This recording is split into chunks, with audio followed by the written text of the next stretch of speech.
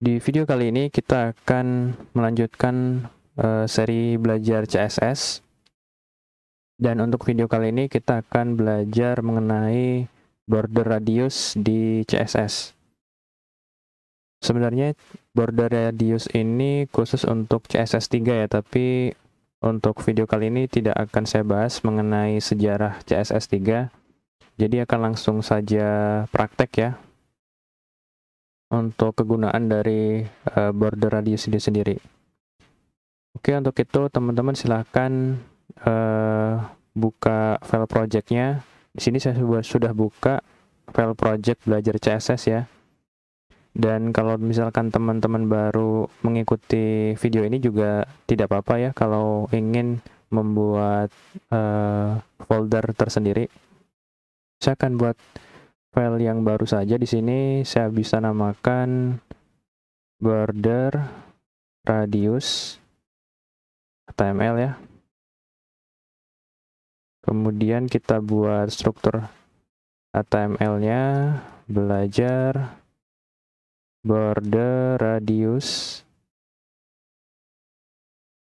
Jadi teman-teman, untuk border radius ini digunakan untuk mengatur ketumpulan dari masing-masing sudut dari setiap elemen HTML yang kita buat. Artinya misalnya teman-teman udah tahu ya, di setiap elemen HTML itu dia bentuknya atau bisa kita sebut sebagai kotak gitu ya. Nah, kotak itu bisa kita atur untuk border radiusnya, atau di setiap sudutnya itu bisa kita atur untuk ketumpulannya. Bahkan kita bisa atur hingga menjadi sebuah lingkaran begitu ya. Bagaimana caranya? Mari kita praktekkan. Kita akan buat div di sini. Kemudian kita beri kelas border radius ya. Kemudian di sini kita buat style dan kita berikan CSS. Untuk lebarnya kita berikan misalnya 400 px ya. Px. Dan untuk background colornya saya akan buat dia menjadi blue violet. Oke, kita simpan, kemudian kita buka. Oke, sip, jadi seperti ini ya. Untuk kode editor dan juga browsernya kita buat berdampingan ya. Sip, ini saya besarkan. Oke, jadi hasilnya akan seperti ini. Terlalu besar ya, mungkin saya akan buat dia 300 saja. 300. Sip. Nah, jadi tadi border radius untuk memberikan ketumpulan ya di setiap sudut dari kotak ini. Jadi propertinya itu adalah border radius, sama ya seperti kita pernah belajar margin, padding itu. Untuk nilainya bisa kita berikan misalnya 20 px, kita simpan. Nah, maka kan seperti ini teman-teman, untuk setiap sudutnya ya itu sudah berubah, dan kita beri nilai di sini 20 px. Kemudian lagi misalnya kita ingin 20%. Tuh, maka kan seperti itu ya. Selain pixel juga bisa kita berikan persen. Misalnya ingin lebih besar lagi 50 px. Maka seperti itu. Bagaimana jika kita ingin membuat kotak ini menjadi sebuah lingkaran begitu ya? Teman-teman bisa membagi dari width dan juga height. Di sini kan 300 px ya, jadi setengahnya itu kita bisa berikan nilai seperti ini, maka dia akan menjadi sebuah lingkaran. Mungkin kita akan buat dia ke tengah dulu kali ya. Margin 0 auto. Sip.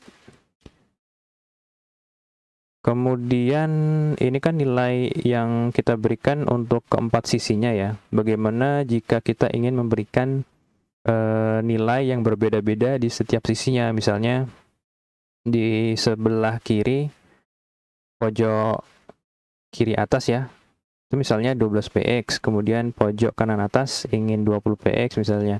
Itu juga bisa kita berikan. Untuk border radius ini coba kita hapus dulu ya. Oke, maka akan seperti itu. Nama propertinya kita akan coba dulu untuk yang pojok kiri atas ini ya. Propertinya itu kita bisa gunakan border, kemudian top ya, karena dia di atas, kemudian kita ingin di bagian left, kemudian radius. Kita bisa berikan misalnya 12px, kita simpan. Tuh ya, teman-teman lihat sudah berubah, dan di sisi yang lain itu tidak berubah, karena kita hanya memberikan nilai untuk yang pojok kiri atas. Seperti itu. Lalu selanjutnya kita ingin yang di pojok kanan atas ya. Sama caranya border top. Border top itu untuk yang bagian atas sebelah kanan pakai right ya. Kemudian radius misalnya 30px, kita simpan. Nah, maka kan seperti itu. Misalnya kita ingin dia pakai persen aja deh. Sip, maka seperti itu. Kemudian kita ingin pojok bawah ini ya. Pojok bawah kanan, berarti pakai border bottom right ya, bottom right radius. Ini kita 50px misalnya. Sip, maka akan seperti itu. Kemudian sebelah kirinya border bottom left radius ya. Ini 30% misalnya. Nah, maka kan seperti itu. Jadi begini caranya ya untuk memberikan nilai yang berbeda-beda di masing-masing sudut. Nah, selain ini juga ada lagi cara untuk memberikan nilai ya. Supaya ini kan mungkin terlalu banyak ya. Kalau misalnya teman-teman lihat bisa dibilang kurang efektif mungkin. Kalau ingin lebih cepatnya, teman-teman bisa kasih misalnya border radius ya. Seperti ini. Nilainya itu sama ya, cara bacanya untuk margin dan juga padding waktu itu searah jarum jam ya. Oke, kita langsung berikan saja 12px untuk yang kiri atas, kemudian 20px untuk yang kanan atas, yang bawah kita 30px, kemudian selanjutnya 50px ya. Sip, kita simpan. Nah, maka kan seperti ini ya.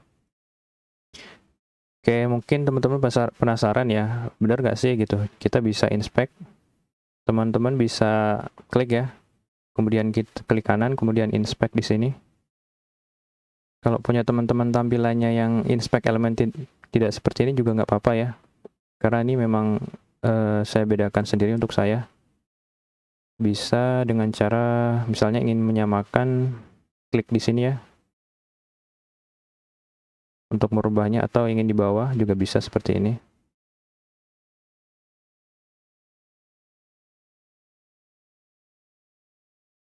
Oke, kini kita lihat. Nah, ini ya border untuk kelas border radius. Kita lihat ya di sini. Width-nya 300, height-nya atau tingginya 300, background color-nya, border radiusnya juga. Di sini sebenarnya bisa kita lihat untuk tanda seperti anak panah ini ya. Ini sama saja ya. Bisa kita baca border top left radiusnya ya 12px yang ini. Kemudian top right radiusnya 20. Jadi cara bacanya itu seperti searah jarum jam begitu. Oke, jadi seperti itu ya untuk cara penggunaan border radius. Untuk shorthand-nya juga sudah ada cara seperti ini. Silakan teman-teman tinggal pilih dengan lebih nyamannya cara seperti apa ya. Kalau untuk saya sendiri memang lebih nyaman seperti ini karena lebih simple, lebih efektif begitu daripada menuliskan banyak baris seperti ini. Oke, mungkin cukup untuk video mengenai border radius. Sampai jumpa di video selanjutnya.